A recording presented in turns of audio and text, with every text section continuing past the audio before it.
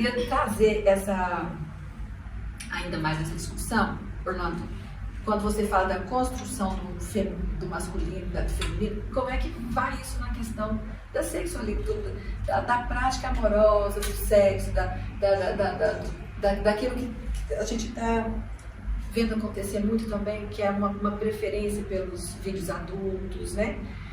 Parece que o relacionamento entre as pessoas sendo um pouco mais secundarizado aí, né? E essa questão ficando cada vez mais recorrente também nas queixas. Não sei se isso para você também acontece, quando você conversa sobre isso, Thaís, também. Acontece. Aumentou muito o número de homens que já tem uma predisposição, acredito eu, natural ao vício. Né?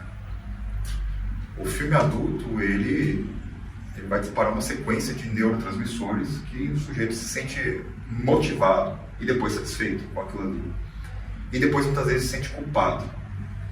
E a depender da natureza do próprio indivíduo, aquilo ali suga de uma tal forma a energia dele e desfoca de tal forma a energia dele do mundo real, que a gente está falando, que ele começa depois a encontrar na relação verdadeira com a mulher problema.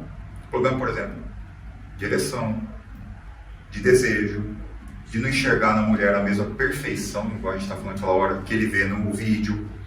Só que o acesso a esse tipo de material, com o advento da internet, ele foi super facilitado.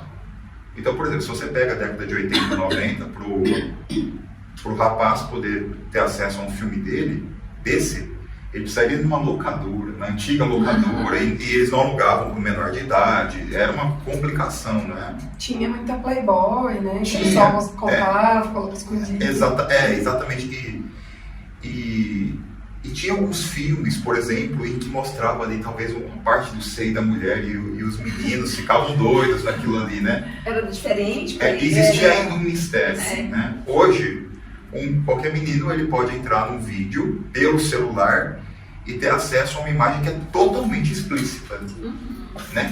Que não tem nada de mistério, que tem arte, que não tem nada, é aquilo ali.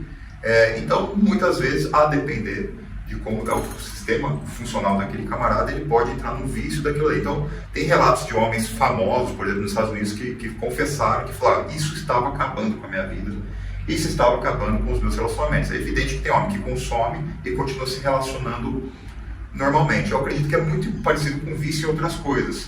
Você não sabe como que aquilo ali vai bater no camarada, porque é uma predisposição natural dele. O que eu sugiro para os caras, né, se tiver com algum problema desse, pode procurar um profissional qualificado para atender, mas primeiro que ele entenda quais são os gatilhos, em que momentos que ele consome. É o momento que ele está em determinado horário do dia, em que ele está voltando de determinado lugar, em que ele se vê sozinho, ou que ele vai tomar banho. O que a gente sugere respira fundo e tenta canalizar isso para uma outra atividade, para uma outra direção, e vá tentando diminuir aos poucos, porque é uma descarga dopaminérgica muito grande.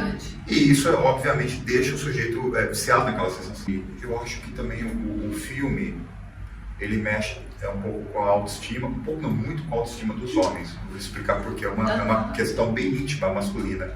O tamanho do pênis. O homem, todo homem tem essa questão, nossa, mas o meu pênis não é tão grande assim. Aí, e a maioria vai estar na média. A maioria da população vai estar na média. O que os caras não entendem muitas vezes é que o ator desses filmes, ele representa uma porcentagem de homens da população que é muito pequena e que tem um membro muito grande. Por isso que ele está no filme. Se ele tivesse um membro comum, ele não estaria ali. E o sujeito toma aquilo como referência. Ele fala, tá vendo? Eu não vou conseguir satisfazer as mulheres porque eu não tenho um membro daquele tamanho. Então ele fica preso uma vida inteira na questão do tamanho, né? Quando na verdade ele é normal, ele está dentro da média, né? Outra coisa também que gera... E aí, quando a gente está falando que as mulheres vêm consumindo, também a relação íntima, ela passa a ser um picadeiro. Ela passa a ser um lugar de malabarismo e não mais de uma conexão que é tranquila, de intimidade, que é gostosa. Então o sujeito ele tem aquela ansiedade de performance que ele vê no ator, e muitas vezes ele não entende que também a gente sabe, né, que esses atores eles usam remédio pra caramba, Eles usam, inclusive, a gente sabe, injeções locais. Sim, para poder ter vasodilatação e ter aquelas ereções que não terminam nunca. Então, muitas vezes ele está ali, esses atores, por meio de mecanismos artificiais.